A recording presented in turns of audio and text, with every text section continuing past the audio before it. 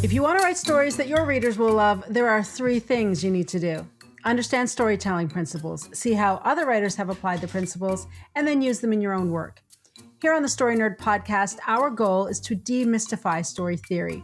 We'll help you with the first 2 steps so that you can get started with the third. My name is Valerie Francis. I'm a writer and a story editor, and I teach women who are writing in all genres how stories work so they can finish their books faster and without frustration. And I'm Melanie Hill, editor, poet, and author of middle grade novel Jet Cooper, and I help writers identify and solve their story problems. For today's What Went Right episode, Melanie chose Anora. This 2024 film was written and directed by Sean Baker. Of course, there's going to be spoilers because we can't talk about the movie without talking about the movie. And as always, we would love it if you could help other writers find our show by simply leaving a rating and review. Apple Podcast listeners, you can do it from your phone. Go to the show's landing page, scroll to the bottom, click the stars. It is that simple. And if you're watching us on YouTube, please hit the like button and subscribe so you never miss an episode. Okie dokie, Melanie.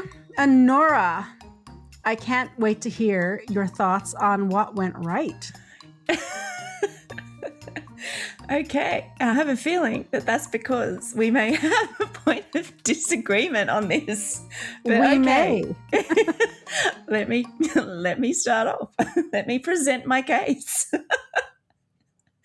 Now, normally on our What Went Right episodes, we focus on the excellent application of storytelling principles, and we don't usually focus on the topic that we've studied for the season, in the episodes preceding this episode. But I really think that it would be silly for me not to point out that Anora is an excellent example of a protagonist with a pessimistic change arc, but also a story that has a pessimistic arc as well. And the reason I point this out is because the concept of story arcs is becoming clearer to me as a result of my study this season. And so I could really see the story arc in Anora. So I thought that it would be worthwhile mentioning it, even if it's not, we're not particularly talking about our topics of study. Now, externally, Annie's world is worse at the end compared to where she started at the beginning of the movie. Now, at the start of the movie, she was in control, she was shrewd at work, she had work friends, and she had a home. By the end of the movie, she still has a home, a payout, and a ring, but internally, she's lost her spark and her self-esteem. So that confidence that we see her with at the beginning is not there in the end. And the physical circumstances for her are also different. So she doesn't have a job. She's lost her work friends that go with that job as well. And I found that really interesting. Anora's arc is negative because she shifts from powerful to hopeful to defeated. And her arc is affected by the people around her. She does fight for herself and she fights for her marriage and her dignity, but most of the Russians the Russian cast in the film see her as a hooker and a problem to be solved. So she's outnumbered and she has no powerful friends in Vanya's world, and she has no money or ability to influence the outcome. Now, this is really interesting because I have always thought that a story with a negative ending for the protagonist was a cautionary tale. But I don't think that Anora is a warning. I think it is something different. This, to me, is an observation of the impact that careless people have on the lives of those who have less material wealth and power. So if we classified Anora as a cautionary tale, then we'd have to say that Annie's hope is misplaced. And I think that would be putting all the responsibility onto her as the protagonist. But instead, the responsibility and the ability to change that world doesn't sit with her. I think it falls squarely on the Zarkovs. Now, I've just proposed this because it is just something that I observed while I was watching this movie, and it was a thought that I was having. But I am going to explore this topic more because I think Anora has changed the way that I see the story arcs and how they happen. And it's also changed my way of thinking about stories as either cautionary or prescriptive. And I think just by having those two options, I think we're missing out a lot of other things. And I'm really curious to explore that. Now, there are many storytelling elements that I enjoyed while watching this movie, but my favourite part of this movie was the way that Sean Baker, as the writer and director, presented Annie.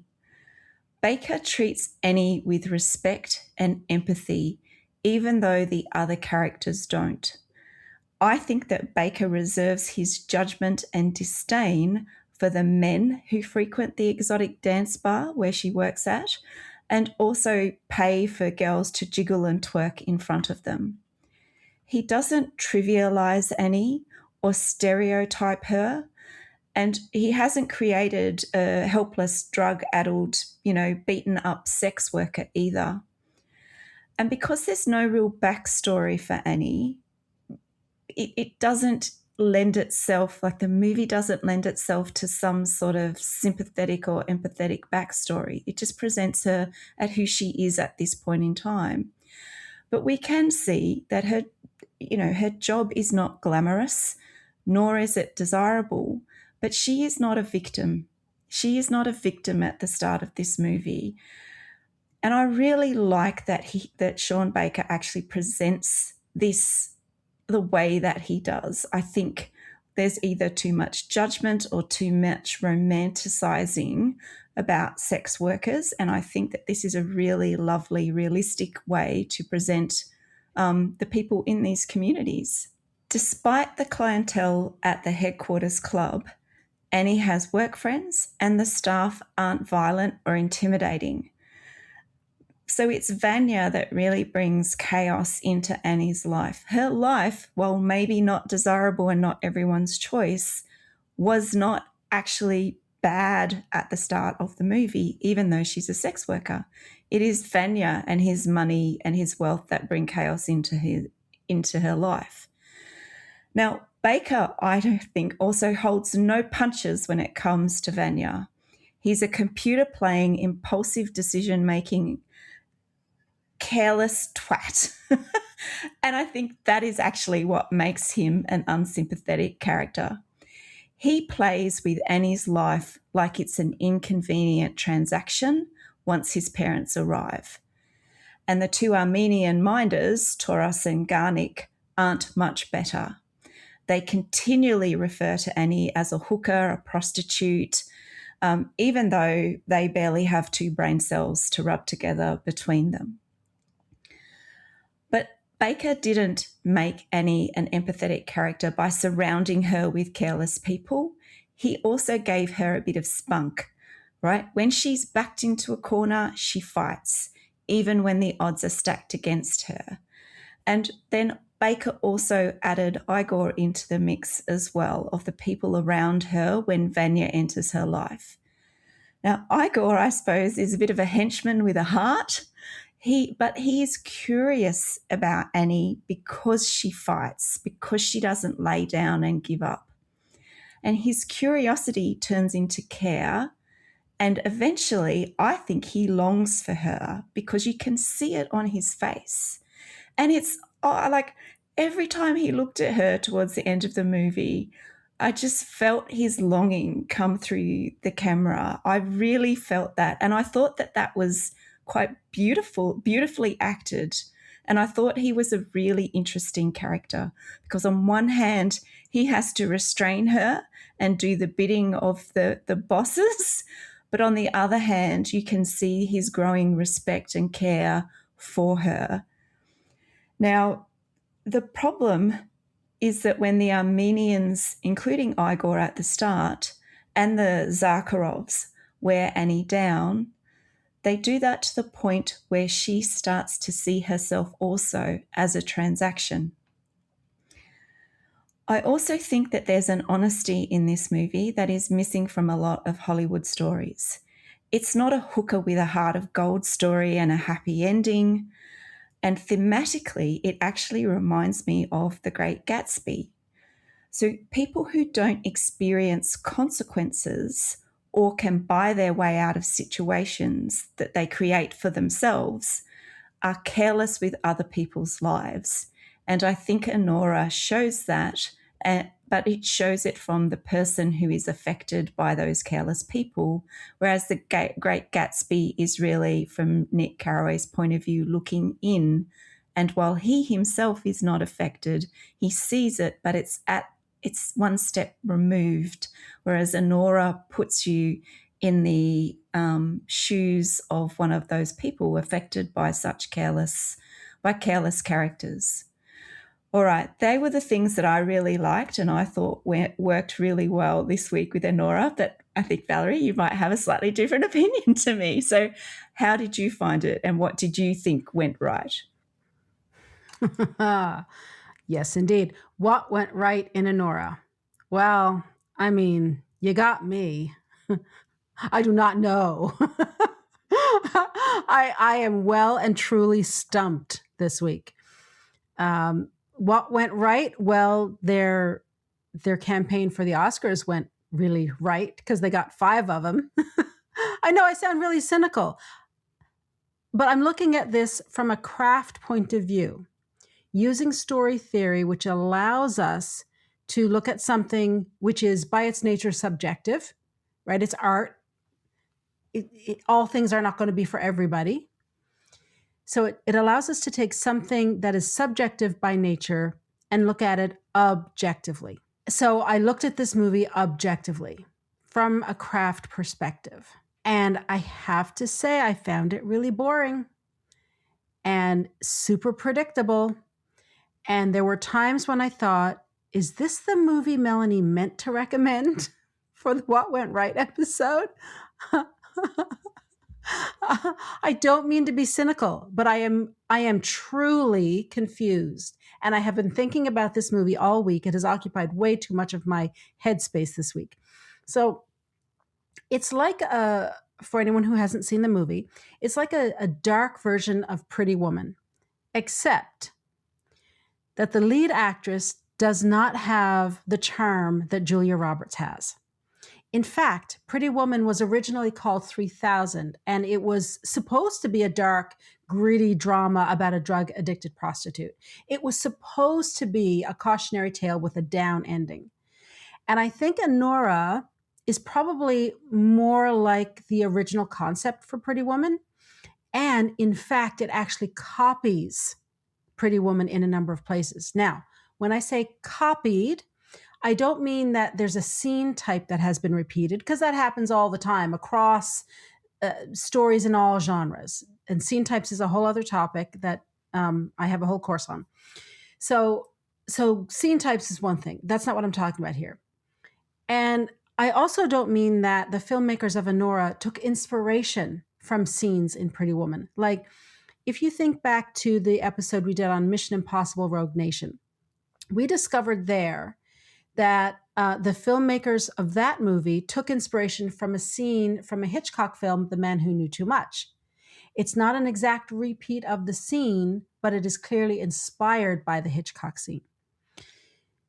When I say that Anora copied Pretty Woman, I mean they actually literally copied it verbatim, some scenes and some aspects of Pretty Woman.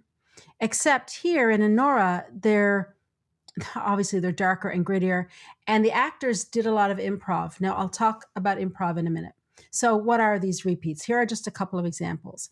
So the bit where Anora is Annie, because Melanie referred to her as Annie, and Ivan is Vanya. They're the same characters. So the bit where Anora and Ivan negotiate her fee for the week actually lifts dialogue right out of Pretty Woman.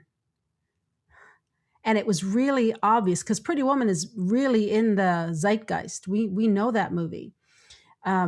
So it caught me off guard. Diamond, who's one of the exotic dancers, one of her dresses is a duplicate of the one that Vivian wears when she first meets Edward. Now, the color is different. Diamond's is pink and Vivian's is white and blue, but it's the same dress. It's a very distinctive dress, which is why it stands out. Like, it's the one where she's got a white little tank top and then there's a big ring in the middle holding her mini skirt up. Also in Pretty Woman, there's her famous black boots, the hip boots that with the zipper that doesn't work. Well, Anora has the same boots, and they're also, it's not just that she's wearing them, it's that the boots are featured in shots the same way that Vivian's boots are featured in shots in Pretty Woman. And then there's the scene where Edward takes Vivian shopping in Pretty Woman. It's a fabulous scene where the sales guy is sucking up to Edward and Vivian, and they order pizza and Vivian gets the tie and all that kind of stuff. And they really make a lot of hay out of it in Pretty Woman. It's, quite a few minutes of screen time. Well, they have the same scene in Anora. It's much shorter, but it's the same thing. Ivan has taken Anora shopping, and there's a salesperson who's fawning all over her, and she gets the fur coat and so on. All right, now I want to circle back to the improv. What I'm going to say here is not in any way a comment on the acting skills, because I'm not qualified to assess that. I'm not an actor. But I do know that apparently many of the scenes were improvised, and I want to talk about the impact that improvisation had on the storytelling as a whole. So I think it created two problems. First, many of the scenes are repetitive within themselves, or the scene is not working at all, or it doesn't work very well. In fact, nothing is really happening for the first 37 minutes of this movie. It was just Anora dancing over and over and over, one guy, then the next guy, then the next. It's the same thing over and over and over.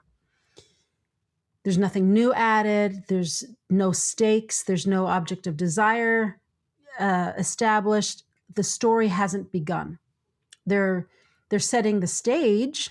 Absolutely. They're introducing us to the world of Anora. So lots of world building being done, but no plot. So the second problem that the improv has created is that the dialogue is poor in many places, and it's really repetitive. So there are many times when one character says something and then another character repeats it. And so it's the same little bit of dialogue that's repeated 3 or 4 times within one scene. And there's a lot of shouting. There's a lot of shouting in this movie. And it's not usually necessary.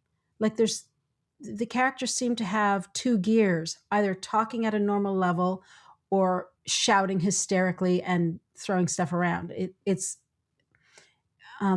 kind of gives you a bit of whiplash.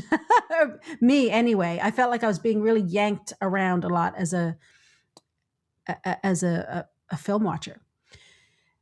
The other problem that I had, honestly, Melanie, is I don't have empathy for any of these characters. In fact, they're flat caricatures, most of them. I think Anora is selfish and opportunistic, and she's kind of crazy. She is kind of crazy. Like, you talk about her fighting back, and she certainly does, but in a way that is hysterical. At one point, she does begin to outmaneuver Ivan's mom, and at that's toward the end of the movie, actually, and I got really interested in that part, and I sat forward and I thought, now we're going to really see Anora come into her own, where she says, no, she's not going to get on the plane with him. She's not going to divorce him. What she's going to do is get a lawyer, because she didn't sign a prenup, and she's going to get half. And I thought, yes. Okay, now we're getting somewhere. And I didn't realize the movie was nearly over at that point, although it felt like it was probably nearly over, because it felt like I'd been watching it for a while. Like I was aware of the passage of time. And when I checked back, it is quite near the end. But Anora backs down immediately. She says, I'm not going to get a divorce. I'm going to get a lawyer. And Ivan's mom says, oh, you're going to sign it. And that's the end of it. And she says, well, yeah, okay, I'll sign it. I'm oversimplifying, but that's kind of it. Now, Ivan or Vanya, yeah, Melanie, I agree with you. He is a total spoiled brat. He doesn't think about anybody except himself. Anora is a plaything for him, and he uses her and disposes of her, and it's neither here nor there to him. He's a terrible character. But he's a terrible character. You can see what's going to happen. Here's the thing about it. Let me just talk for a second about narrative drive, mystery, suspense, dramatic irony. And in the movie Get Out, Jordan Peele talks about this, where he needed, there's a point in Get Out where the audience gets ahead of the main character and the audience knows who these people are. And that's when the audience is screaming at Chris, his main character in Get Out, to get out because these people are insane. And Jordan Peele said he had to be really careful with that because when the audience was in on it, he had to catch his character up to that knowledge really quickly. Otherwise, the audience would lose confidence in the character, and the character would start to seem kind of stupid for not seeing what was now so clear to the audience. And Jordan Peele is exactly right. He is 100% right. He understands exactly how to use that tool to great effect. Well, in Anora, the audience can see Ivan for who he is right from the second he walks on the screen, and he doesn't change. He's not like a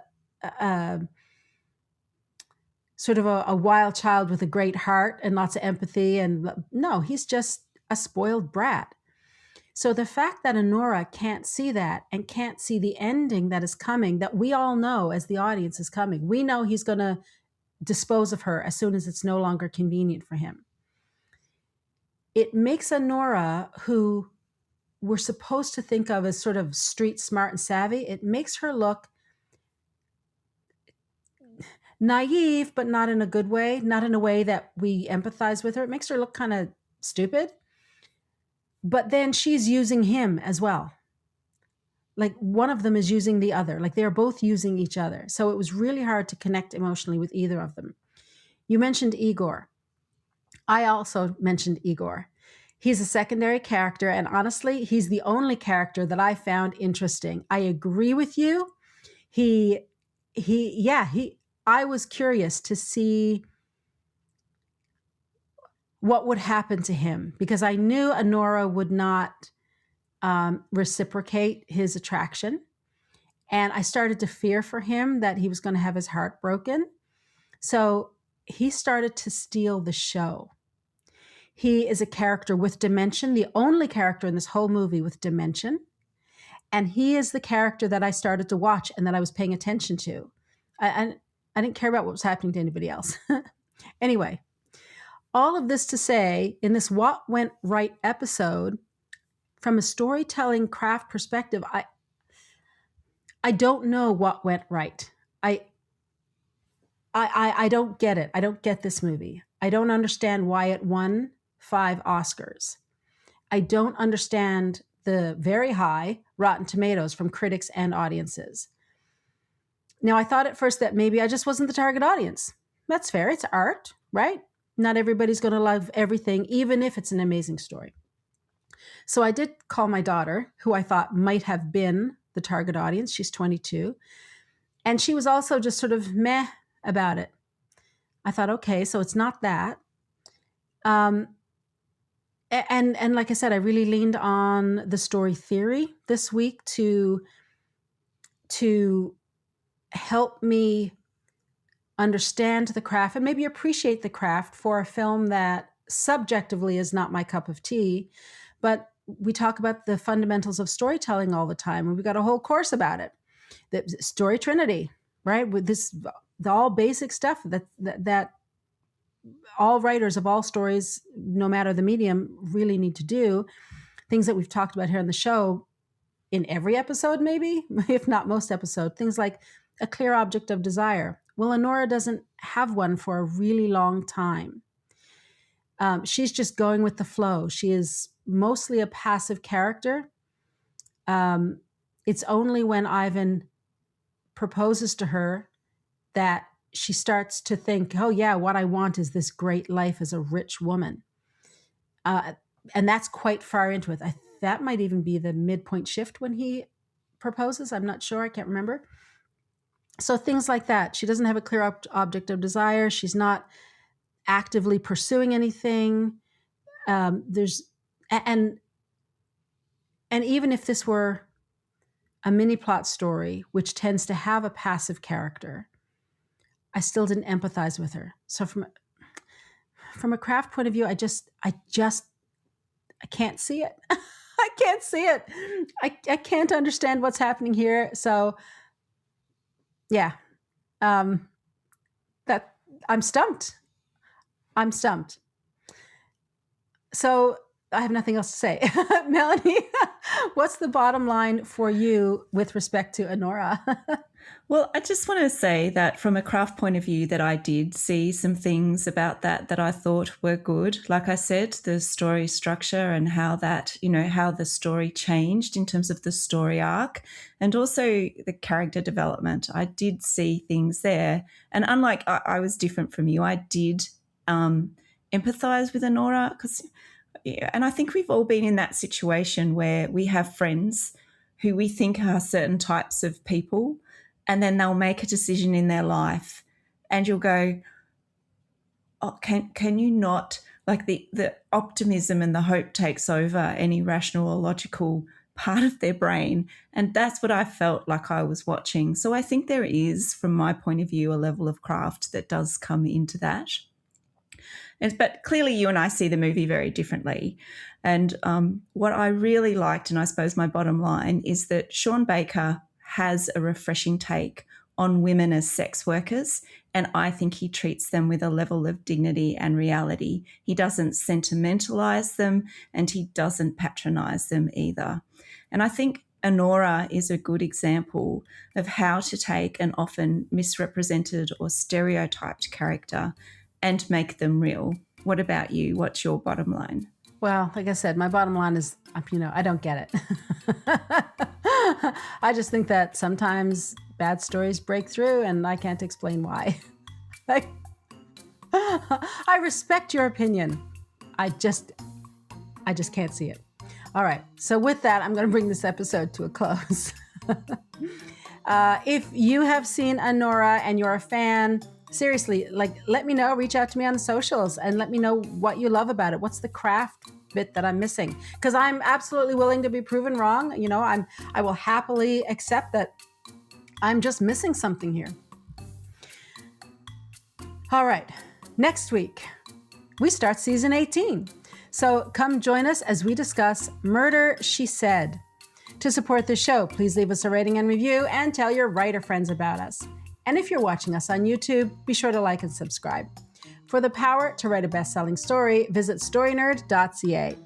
To join my inner circle, go to valeriefrancis.ca/inner circle. And for more information about Melanie's books, visit melaniehill.au. And remember, story theory doesn't have to be difficult. It's a tool to help you write more, not less. So take it one step at a time and have fun.